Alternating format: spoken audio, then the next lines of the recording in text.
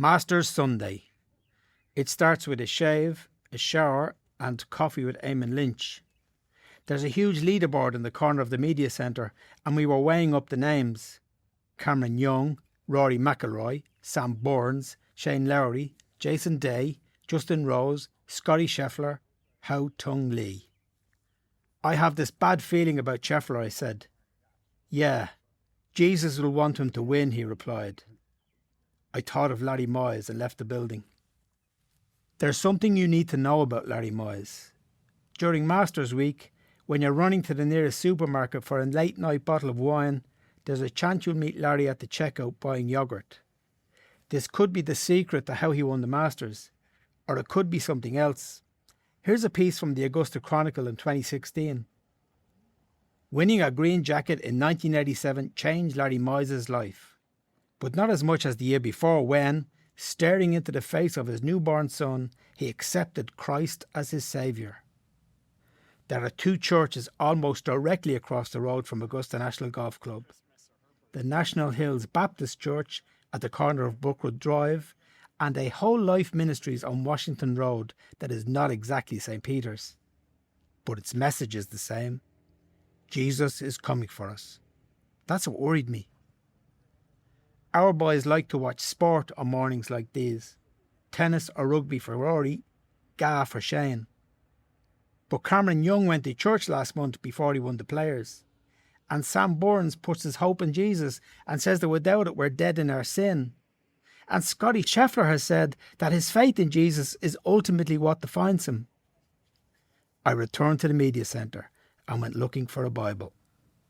Now, I have a very good friend with a great saying, the truth is how you feel. We have just watched the second Irishman to win a green jacket at Augusta. Gentlemen, how are we feeling? Conor? Delighted. I think this time last year we were a small bit shocked because it happened in such an almost traumatising way. And there were moments a bit today that were heading that way. We were sitting around and we were both saying after sort of 5-6 holes, we didn't think he was going to do it. And then he just played great. And, that whole thing of last year, Rory throwing up on himself. He didn't quite throw up on himself. He retched, but he kind of got it done. He was a little bit more in control of his fate this time around. And it's just great to see. It's incredible. This time last night it was hard to see this, and this time tonight is the most obvious thing in the world. I think you tipped him last night. If I remember correctly, I asked you to give me the order, and you put Scheffler at 2 and Rory at 1, and you laughed, and I asked you about why you laughed. Because it was less. So from Tuesday, now you're saying you didn't see it. No. From Tuesday, I thought he was going to win. Right. The time I wavered was last night. Right. And the reason I wavered last night was his driving was so poor, and he'd lost. He'd had the kind of blow of being the worst performing member of the contenders. Okay. And we watched him on the range last night, and as much as we can make out, it wasn't as if he went there and figured everything out. He was kind of lashing a load of balls. Okay. And he came back this morning with loads of questions around him, and it was an intense day. Yeah. I think these last 2 days of golf are the two most intense days that I've ever kind of experienced. And to come through that being the guy with the lowest score is extraordinary. I think that's a great description of it. Brian? Yeah, I just think it's just remarkable for all the talent he has. And how do you feel about it? I think it's absolutely amazing what he did today and the way he did it. Because he didn't look stressed, but he was able to pull out the shots when he really needed them around aim and corner. But I just think it's just incredible what Rory McIlroy has done. I mean, I can think back to going to the Open in 2007. Fred Daly was the last Irish guy to win a major. It was like landing a guy on the moon, an Irishman winning a major. And now we've got 12 majors in the last, 19 years. 5 Opens, 3 PGAs, 2 US Opens, 2 Masters. It's mind-blowing stuff. Now, you haven't asked, but I'm going to tell you anyway. How do you feel, Pat? I'm elated. Yeah, I'm absolutely elated. I thought last year was the greatest thing I'd ever seen. Great in all my time in sport, I'd never watched anything as good as what we saw last year. This wasn't as good, but it was really, really good. Very compelling. Oh, So can I give you 2 moments, right? yeah. Give us both of us now. Yeah. I want 2 moments from the day. Well, I'm going to start because I went out with Shane at the start. It was a great way to see it because the crowds were kind of waiting around for the last group. So I got a grand spot on the left of the first fairway. Shane landed his ball down there. And then I stayed there to watch Rory. And it looked like he'd pitched into the bunker. But if I can fast forward a couple of holes, we go to the fourth. And after getting that great birdie on the third, So hold on. So what is the moment? the moment is on the fourth after he went wide of the left bunker, right? This is Rory. Yeah, Rory on the fourth. It was so hot. I don't know if people get that at home. It was so hot and there was no shade. So I went up into the gallery. It was the first time I'd actually been up in one of the galleries all week. Okay. So I sat there and watched that whole play out. So I saw Rory nearly chipping in. Then I saw him missing the downhill putt. And then I saw him missing the one back. Right. And at that stage, it was so finely poised that a 2-hole swing felt too much. Okay. And his going down 5, he was hangdog. Okay. He was absolutely a man who was So finding it hard to shake it okay. off. So the moment is then the double bogey and forward. Yeah. That's the first That's moment. the first What's one, the yeah. second moment? Second one, and I borrowed this from you, was after the birdie on 7, which was a huge moment. But again, back to the thing we always say about Rory. He's the most expressive fella out here. He went to his bag on 8, and he didn't take driver out of the bag. He reefed it out of the bag. Yeah, it's great. It was And great. Yeah. to just tie these ones in together. So he hit this drive up the left. But then Cam Young went first. His ball didn't really come back in. Rory hit an iron. He was a bit further up. And it had a big draw. And the 8th has a big kind of a hill. So your stride changes, but he bounced up the hill. Yeah. And you were like, this is what you're looking at. And I'd love some sort of body language expert to describe or contrast. Well, hold on a sec. You're sitting with the body language expert. Well, I'd like them to contrast the way he walked down the 5th fairway after his ball and the way he walked up the 8th towards the green, because they were totally and utterly Yeah, juxtaposed. but as you quite rightly say, it was when he took the driver out. That's when you saw it. We watched that. I thought, wow, look at that. Brian, please. Yeah. I love, before the final round, sitting outside. There's a little seat at the back of the porch, at the back of the clubhouse. Nice little leather seat. There's an ashtray beside. You can sit there, and this. Yeah, the Hamlet's out. Yeah. Had you got the Hamlet out now for this moment? I did. Yeah, great. yeah, I did. Yeah, and the players come around that corner from with it being dropped off of the clubhouse. They come around there. You can hear the crunch of the spikes on the on the brick terrace, and they're coming around the corner. Shane came around. Mr. Larry, you going to putting in? Yes, but he's off with Sam Burns. There's applause. There's loads of people around. Rafa Nadal is hanging around. And then Rory came out, and the roar. I mean, the love they have for him in Augusta. The roar as he came They out. love their yeah. favourites. Yeah, they love their favourites here. So the roar is the moment. That's moment one. That moment, That's when he moment came one. out, and Okay. all his mates were there. His childhood friends. Ricky McCormick was there. McKibben was there, and Was McKibben there? McKibben was right. there, and Okay. McKibben's manager was there. Mitchell Tweedy is Mitchell, another yeah, friend of Rory's. Right, They were okay. all here Okay. back in 11 when he blew up. Okay. So they were all there. So I enjoyed that moment. I always enjoyed that moment. Just all the green jackets are around, all the ladies are around, everybody's around waiting for the gladiators to come out and do battle. So I enjoyed that. That's number one. Number I enjoyed two. that. The second one was looking at his face after the tee shot on the 18th, where we had no idea where it went. The TV people had no idea where, and they didn't even show it. And then he looked composed. He didn't look like a man who just lost all the colour of his face all of a sudden. I don't know how he hides it, but I thought that was number two. Great TV and great moment. Well, now you have now teed the ball up for my first moment. Go on. So my first moment was I watched him make that chip on 17. I walked round the back of the 18 tee and stood about 20 yards forward when he hit his drive off the 18th. Yeah. And I could see, well, right. So, okay, I then got the jets on and did a speed walk. That fella, Rob Heffernan, had nothing on how fast it took me to get to where the ball was. Right. And I found myself, I got into a position where I was at, say, 20 feet, right beside where he was going to play that second shot.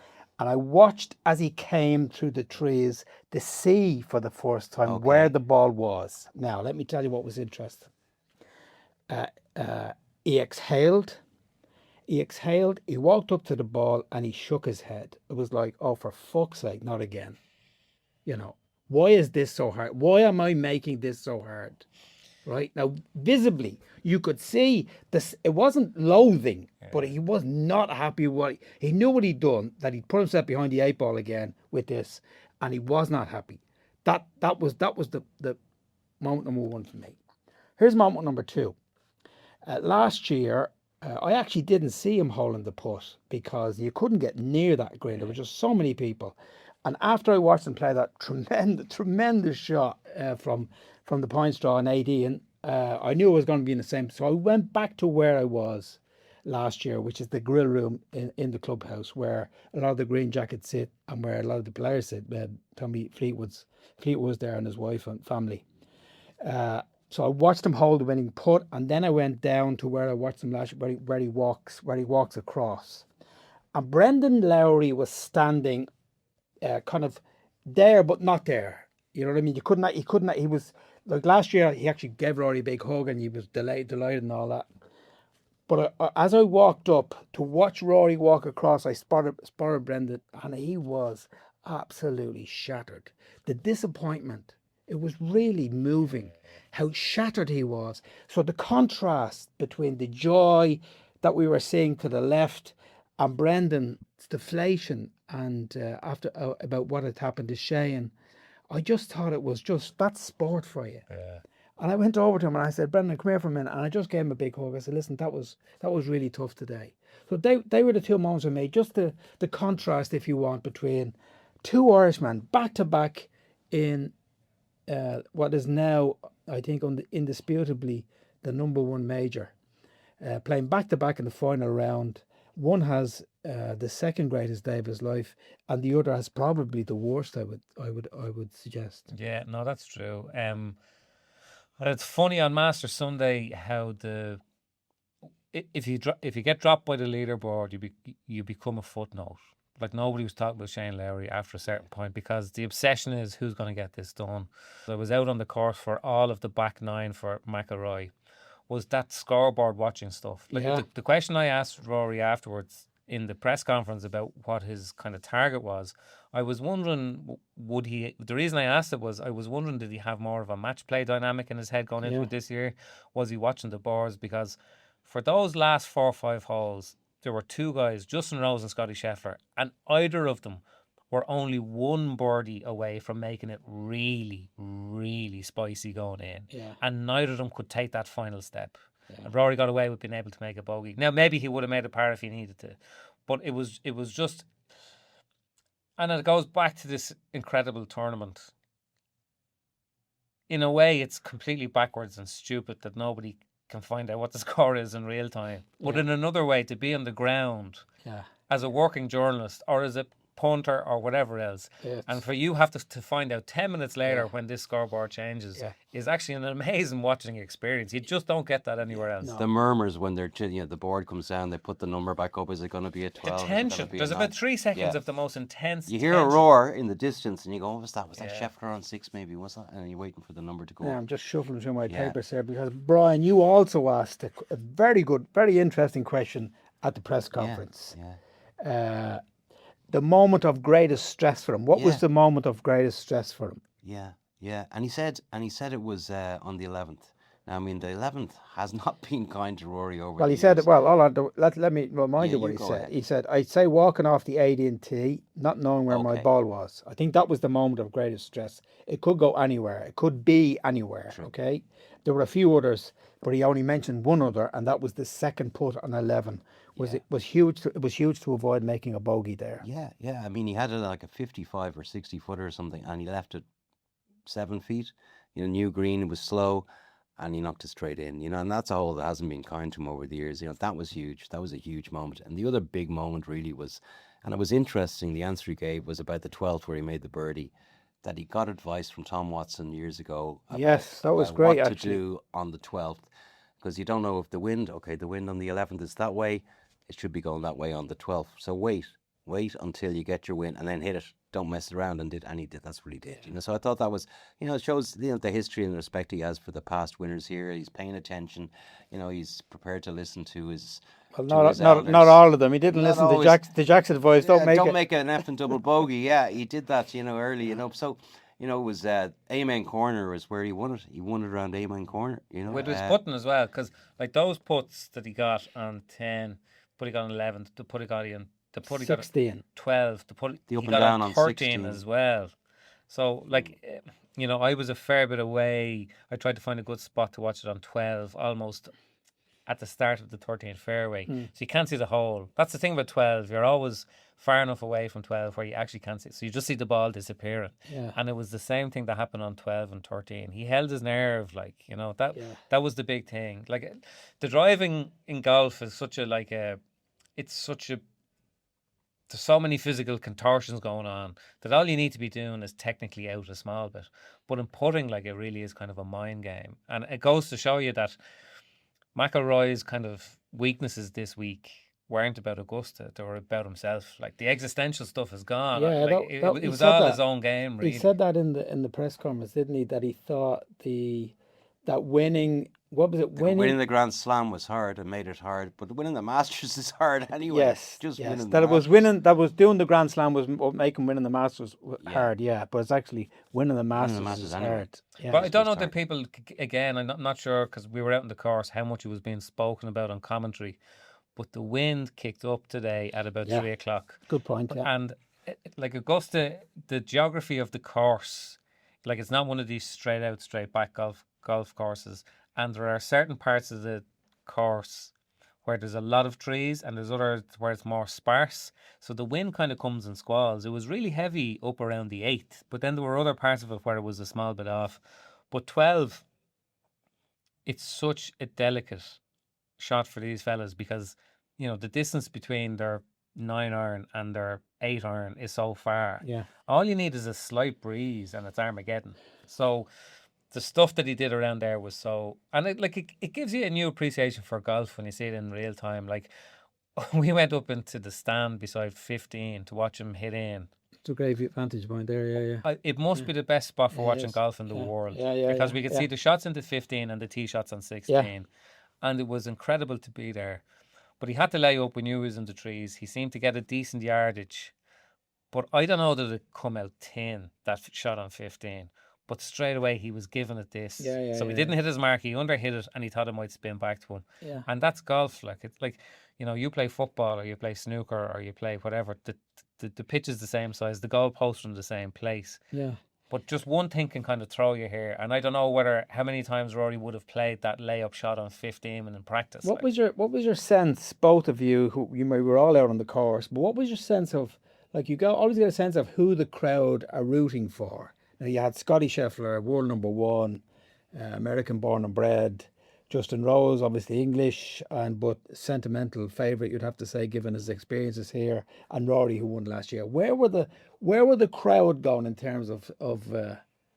I think they were following Rory. Like, Rory's huge. They're pulling for Rory again. They're pulling for Rory. Plus, he's in the final group, so it's hard to say for definite. Like, if he was in the second final group, you get a better sense of how many just want to see him win it. Yeah. But everybody's very invested in. You need to give up those Hamlets. Everyone's very invested in the Rory story here. Yes, I wouldn't disagree with that at all. And Justin Rose, I mean, there was a lot of sympathy for him. And when he came up the 18th, he got this massive ovation, and he was asked about it afterwards. And he said, yeah, it was nice to get the encouragement and support. And he actually said, it was more of a sympathy clap, but it was nonetheless very beautiful, which was, there's some, I don't know, there's something about Justin He's not Rose gonna do it. He's not gonna do it here. He still thinks that he might get another chance, like Freddie Couples and Langer and those guys that can play around here. He can obviously play. I think his chance was on the 10T. I think he had his chance there. We were kind of looking. He lost it around Amen Corner. We were looking rough, and he was had Justin Rose won here today, he would have been only 191 days younger than Jack Nicklaus was when he won in 86, which shows you. And what was the point you made? And we always thought of Jack as an old man. As an old lad, And you see Justin Rose, and he still looks like. I mean, he hit some beautiful drives today. Yeah. He played some phenomenal golf, but I mean, really, the thrill in being at the Masters is experiencing this final day in the most unique way, because I don't know how many times we were standing there going, "What's that?" You were looking over. Where is that roar coming from? Yeah. Is it an eagle roar? Is it a birdie roar? Is it a Scotty roar? Is it a And it really is incredible to watch it unfold the way Well, it did. I think it's great to have a great winner. When we work, where we work out in the up in the room up there, you've got all the winners on the wall, all the great names. I mean, when you see Rory McIlroy up there again, as against now, this is nothing against Sam Bournes or Cameron Young. I think it's great that you come away from a tournament like this from the Masters, and there's another great winner on that board. Yeah, and it is a fact that the last 4 of the last 5 major winners are Rory McIlroy, Scotty Scheffler. So it rarely happens, obviously, that you get this great shootout between the two players. We were close today. But we weren't far off today. Like, they mightn't have been in the final group, but he was the player putting most pressure on them. And, not to jump too far ahead, because we always do this after a major is over, but I think this time last year when Rory won and all that stuff about defanging Augusta and the fact that was off his back and the pressure was gone and he could win, he obviously had to go through his own personal process of digesting it and trying to find his purpose again. Yeah. But now it kind of feels like he's in that kind of headspace now. Yeah. I think, though, as well, with all that's going on in the world as well, people, watching sport, casual viewers, they like to see Muhammad Ali win the title and Carl Lewis win the 100 meters and Rory McIlroy win the Masters. It's just, if it's not going to be the fairy tale story, the boys' own story, then they love the big name, the superstar. And we were wrong, Conor, last night, because we said, well, obviously, if Shane had won, Rory would have put a jacket on, but we thought it would be Scheffler again, given he'd won before. Yeah. But it was Fred Ridley, Ridley, the chairman of Augusta National, did it. Nice of Rory to mention Shane. He said, because Rory was watching the leaderboards all day. I mean, he was like in full control, watching what guys were doing.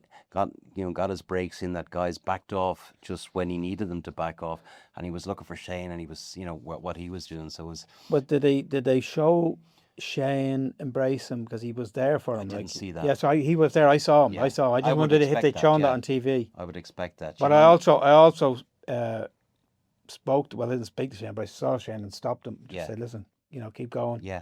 After he walked around the back, having done that, and again, it's devastating for him. I think he it's might really have his day devastating here, for though, him. Paul. He played so beautifully for 54 holes. He got a bit of a bad break on the first hole. He looked like he was kind of blocked out by the tree. He was trying to move something in. Ended up sort of with a difficult enough little pitch, and then he didn't hit it great. Somebody coughed in the middle of his backswing, I think he was complaining about, and then it kind of all went a little bit pear-shaped. Well, he's had a lot of disappointment this year. Yeah. I mean, the not winning in the old Honda, the new, what's it called? the The Cognizant Classic. not getting it done there when he had it done. Had a chance in Dubai, missed the cut at the Players, and then has 3 fantastic days here. I mean, we saw him last night, and it was we thought he 2 had shots every back chance. with dream stuff, and I think he can do something still around this golf course, but it has to be, when you're playing so well and you're working so hard. He's worked so hard the last 5-6 years, and you're not getting anything out of it. It has to be very, very frustrating. But okay, let's finish. I think there's more to come from. Let's finish how it finished. Rory 12 under, Scotty 10 under, a 4-way tie for third. Tyrrell Hatton, who Jesus, what? I actually met Dave. I met Dave Cannon out in the course, the photographer, the celebrated photographer, and he said, "Christ," he said, if Hatton wins, it'll be the first time since I'm coming here, and he's coming here for about 40 years, that I haven't had a photograph of the winner on the 18th. Well, I tell you, what's even more alarming than that was at one stage Russell Henley was about to sort of go into the lead in the tournament and playing the best golf on course. Yeah. And we've been here for 7 days, and not one of us has mentioned them once in copy or in his videos. It was a leading nightmare, as they were saying in the like, seats around me in the press centre. Yeah, we've done several hundred hours of television, and now here's your winner, this bloke. I mean, you know, but those things can kind of happen too. And the thing about Hatton is, like, he had some great rounds of golf. Like on Friday, was it? He went sort of 8 under and then bogeyed 18. But he was one of those players, a bit like Rory a few years ago when he kind of went on that run when he was out of contention and finished up third. Hatton was the guy who was playing without the pressure, and he was the kind of agitator, and you can see it out there. I know it's a very broad kind of comparison, but like Cameron Young was so brilliant yesterday, aggressive in everything he did. But when you're in that position, the pressure just affects you differently. Oh yeah. No, And I've no doubt, like, if you switched their starting positions today, Tyrrell Hatton would have done what Cameron Young did, and vice versa. That's the game, isn't it? So we said we had a great winner. We have a great one too. Scotty Scheffler second. Now, do you have anything interesting to say, Conor? Not particularly, no. He's been from funny form this week. He did that interview last night where somebody asked him a very, very legitimate and valid question about how he felt his round should have been, and then kind of had a pop at him.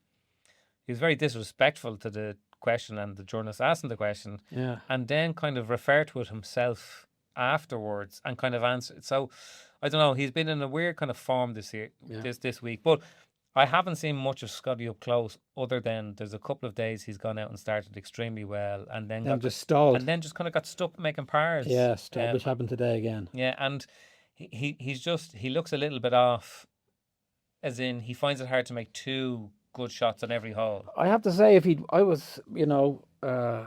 won today, God, I'd be going home now, not feeling too great. Can't you play bogey-free golf over the weekend? Yeah. Not playing his best. Yeah. He'll be up for the PGA, I think. Anyway, what you don't know, gentlemen, is that this morning I went out and I knew that Scotty was going to his Bible class, and I knew that Sam Burns was going to his Bible class, and I knew that Cameron Young was going to his Bible class. So I went out and got myself a Bible and I said some prayers. Yeah. And I'm going to finish on this note. There is a God.